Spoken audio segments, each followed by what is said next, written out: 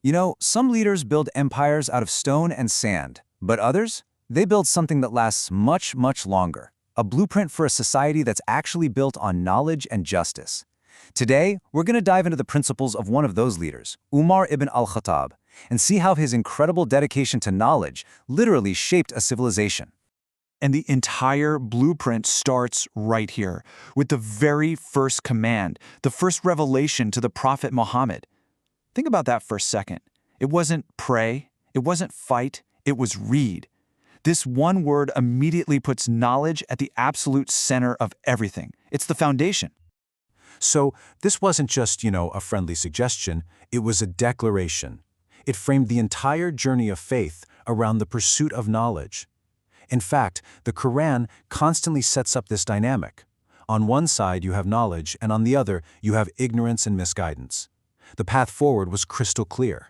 And get this, the command to seek knowledge wasn't just for everyone else, it was for the Prophet himself. This verse shows him being told to constantly pray for more knowledge. It established learning not as some goal you reach, but as a lifelong continuous journey for absolutely everyone. This brings us to one student who took this lesson right to heart, Umar ibn al-Khattab. I mean, he became known not just as a powerful leader, but for his incredible intellectual discipline. He had this brilliant analytical mind that he applied to, well, everything. Umar's signature move, intellectually speaking, was his demand for accuracy. He was extremely cautious when it came to narrations about the Prophet. He just understood that to protect the teachings, you needed a serious, almost academic process of verification. Now, this wasn't about him doubting people, it was about his sense of responsibility to get it right. Okay, so it's one thing to say a leader was rigorous, right? But what does that actually look like in a real-life situation? Well, there's a famous story with another companion, Abu Musa al-Ash'ari, that gives us a perfect window into how Umar's mind worked. This timeline just lays it all out. So a trusted companion, Abu Musa, shares something the Prophet said that Umar had never heard before. Umar immediately hits the brakes. He's not questioning Abu Musa's honesty, he's questioning the process of transmitting knowledge. His demand for another witness wasn't personal. It was about setting a gold standard to ensure the teachings remained absolutely pure. And for Umar, knowledge absolutely had to have a purpose. It wasn't about collecting trivia or, winning debates. He truly lived this prayer of the Prophet, asking to be protected from knowledge that doesn't actually help you, that doesn't humble your heart or lead to good actions. The key takeaway? Knowledge had to be beneficial. Now here's where it gets really interesting. This intellectual rigor wasn't just some personal habit Umar had.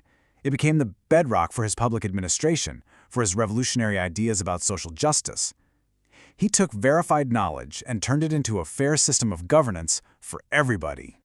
This is a huge deal, a landmark principle. Think about it. After the Prophet, divine revelation wasn't there anymore to tell you what was secretly in people's hearts, so Umar laid down a critical rule for a just society. You judge people based on what they do in public. Their hidden intentions, that's between them and God. Why is this so important? Because it creates a system based on evidence, not suspicion. It's a powerful shield against tyranny. And this passion for justice came out in words that have echoed through the centuries. When one of his own governors stepped out of line, Umar's response wasn't some quiet little reprimand. No way. It was a thundering declaration of human dignity, a powerful reminder that freedom is something you're born with. It's a right, not a privilege handed out by the state. But Umar's legacy isn't just about these huge legal principles. It's also found in really practical, timeless wisdom for our own daily lives. His sayings give us a kind of guide for navigating our own challenges with a bit more integrity and purpose. He connected knowledge directly to a person's character. And notice the incredible balance here. He says, seek knowledge, but also teach it to people.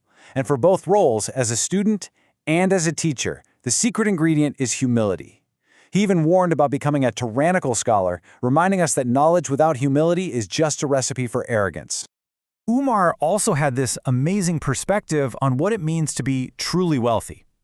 He basically said that greed is poverty. Why?